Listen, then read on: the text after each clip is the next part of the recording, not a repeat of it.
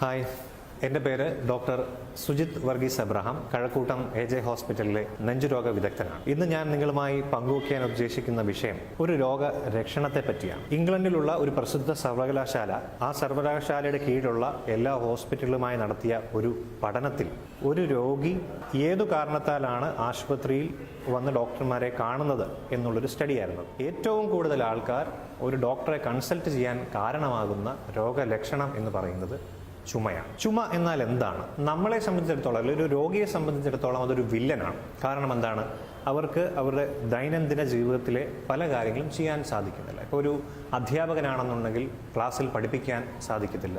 ഒരു ഗവൺമെൻറ് ഉദ്യോഗസ്ഥനാണെന്നുണ്ടെങ്കിൽ ചുമച്ചുകൊണ്ടിരുന്നു കഴിഞ്ഞാൽ അവരുടെ നോർമലായിട്ടുള്ള റൊട്ടീൻ ജോലികൾ ചെയ്യുന്നതിൽ ബുദ്ധിമുട്ടാകും. അപ്പം ഒരു വീട്ടമ്മ, വീട്ടിൽ അടുക്കളയിൽ നിൽക്കുന്ന ഒരു വീട്ടമ്മയായാൽ പോലും അവർക്ക് ചുമ വന്നു കഴിഞ്ഞാൽ അവരുടെ നോർമലായിട്ടുള്ള കാര്യങ്ങൾ ചെയ്യാൻ ബുദ്ധിമുട്ടുണ്ടാകും. അപ്പോൾ അവർക്ക് ഈ ചുമ എന്നതൊരു വലിയ വില്ലനായിട്ടാണ് കരുതുന്നത്. യഥാർത്ഥത്തിൽ നമ്മുടെ മനുഷ്യ ശരീരത്തിന് ചുമ ഒരു വില്ലനല്ല, അത് ഒരു രക്ഷകനാണ്. അതെങ്ങനെയെന്ന് ഞാൻ പറഞ്ഞു തരാം. നമ്മുടെ ശ്വാസനാളത്തിൽ എത്തിപ്പെടുന്ന അണുക്കളാവാം, ബാക്ടീരിയകളോ വൈറസോ അണുക്കളോ, അല്ലെങ്കിൽ പുറത്തുനിന്നുള്ള എന്തെങ്കിലും ഒരു അന്യ സബ്സ്റ്റൻസസ്, ഫോറിൻ ബോഡീസ് ആകാം, എന്തിനേയും നമ്മുടെ ഈ ശ്വാസനാളത്തിൽ നിന്ന് പുറത്തെത്തിക്കുക, അതുവഴി ശ്വാസനാളത്തെ സുരക്ഷിതമായിരിക്കുക എന്നുള്ള ലക്ഷ്യമാണ് ഈ ചുമ എന്ന ലക്ഷണം കൊണ്ട് ശരീരത്തിനുണ്ടാകുന്ന ഗുണം. അപ്പോൾ ഈ ചുമ നമുക്കൊരു വില്ലനാണെങ്കിലും അത് നമ്മുടെ ശരീരത്തിന് സ്വതസിദ്ധയായുള്ള ഒരു പ്രൊട്ടക്റ്റീവ് റിഫ്ലെക്സ് ആണ്. എന്തിനുള്ളത്? നമ്മുടെ ശ്വാസനാളത്തെ സംരക്ഷിക്കുക എന്നുള്ള ചുമതലയാണ് ഈ ചുമയ്ക്കുള്ളത്. അപ്പോൾ ഈ ചുമ വരുമ്പോൾ എന്തോ ഒരു കുഴപ്പം നമ്മുടെ ശരീരത്തിലുണ്ട് എന്ന് ഒരു സൂചിക ലഭിക്കുകയാണ്. അപ്പോൾ കോമണായി നമ്മൾ എന്തുകൊണ്ട് ചുമയ്ക്കുന്നു എന്നുള്ള കാരണത്തെപ്പറ്റി നമുക്ക് സംസാരിക്കാം. അപ്പോൾ ഇന്ത്യയിൽ അല്ലെങ്കിൽ കേരളത്തിൽ കോമണായി കണ്ടുവരുന്നത് രണ്ട് പ്രധാന കാരണങ്ങളാണ്. ഒന്നെന്ന് പറഞ്ഞാൽ അലർജിക്ക് റൈനൈറ്റിസ് ആയിട്ട് വരാം, അലർജിക്ക് ചുമയായിട്ട് വരാം. അങ്ങനെ പല വിധത്തിൽ അലർജി വന്നു കഴിഞ്ഞാൽ നമുക്ക് ശരീരത്തിലുണ്ടാകുന്ന റാഷസ്, നമ്മുടെ ചൊറിയുക, അങ്ങനെ അതുമായി അലർജിയുടെ ഒരു രോഗലക്ഷണമാണ് ഈ ചുമ എന്ന് പറയുന്നത്. അതുപോലെ തന്നെ ആസ്തമ എന്ന അസുഖത്തിന് ജീന എന്ന ഒരു സംഘടനയുണ്ട്. ഈ ജീന എന്ന് പറയുന്ന സംഘടന എല്ലാ വർഷവും രൂപപ്പെടുത്തുന്ന കുറേ ഗൈഡ് ലൈൻസിൽ പറഞ്ഞിരിക്കുന്നത് ചുമയും ആസ്മയുടെ ഒരു രോഗലക്ഷണമായിട്ടാണ്.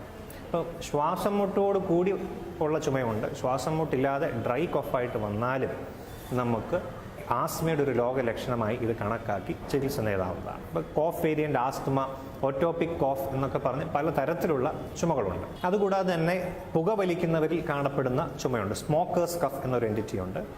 അതുകൂടാതെ ഒരുപാട് വർഷം പുകവലിക്കുന്ന രോഗികളിൽ കാണപ്പെടുന്ന COPD, chronic obstructive pulmonary disease എന്ന അസുഖത്തിൽ കാണപ്പെടുന്ന ചുമയുണ്ട്. പിന്നീട് രണ്ടാമതായി നമ്മൾ ഇന്ത്യൻ രാജ്യത്ത് നമ്മൾ നോക്കുകയാണെങ്കിൽ കോമണായി കാണപ്പെടുന്ന ഒരു അസുഖമാണ് ട്യൂബർകുലോസിസ് അല്ലെങ്കിൽ ക്ഷയരോഗം. കഴിഞ്ഞ 2017 ലോകാരോഗ്യ സംഘടന നടത്തിയ ഒരു സ്റ്റാറ്റിസ്റ്റിക്കൽ സ്റ്റഡിയിൽ ലോകത്തുള്ള TB രോഗികളിൽ 4-1 ഇന്ത്യയിലുള്ളവരാണ്. ഇന്ത്യയിലാണ് ഏറ്റവും കൂടുതൽ TB ബർഡൻ ഉള്ള ഒരു കൺട്രി എന്ന് പറയും. ഈ പുതുതായി നമ്മുടെ RNTCP, revised national tuberculosis control programme, India government കൊണ്ടുവന്ന നാഷണൽ ട്യൂബർകുലോസിസ് കൺട്രോൾ പ്രോഗ്രാം പ്രകാരം 2 ആഴ്ചയിൽ കൂടുതലുള്ള ചുമ, പനി, ശരീരത്തിൻ്റെ അകാരണമായ ഭാരക്കുറവ് അല്ലെങ്കിൽ വെയിറ്റ് ലോസ് ഉണ്ടാകുക, പിന്നെ നമ്മൾ രക്തം കഫത്തിലൂടെ പുറത്തു വരിക, എക്സ്റേകളിൽ കാണപ്പെടുന്ന പ്രത്യേകതരം ലീഷൻസ്, ഇതൊക്കെ ഉണ്ടെങ്കിൽ നമുക്ക് TB രോഗത്തെ സംശയിക്കാം. അപ്പോൾ ഈ TB രോഗനിർണയം ഇപ്പോൾ ഫ്രീ ഓഫ് കോസ്റ്റ് ആയിട്ട് ഇന്ത്യ ഗവൺമെൻറ്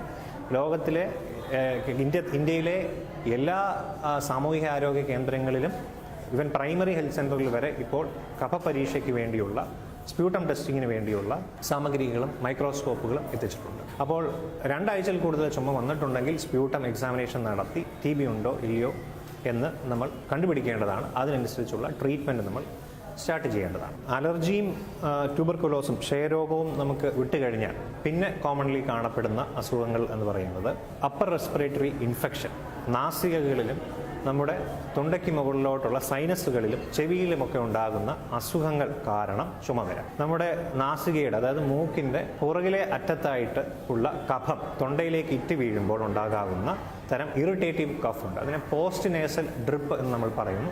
അത് കാരണം ഉണ്ടാകാവുന്ന ചുമയുണ്ട്.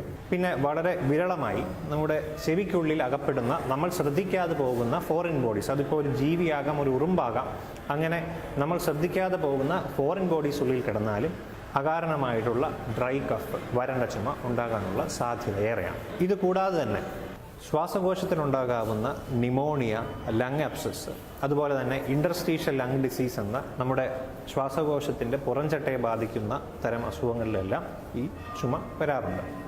അതുപോലെ തന്നെ വളരെ റെയറായിട്ടുള്ള കാരണങ്ങളാൽ നമുക്ക് ചുമയുണ്ടാകാറുണ്ട്.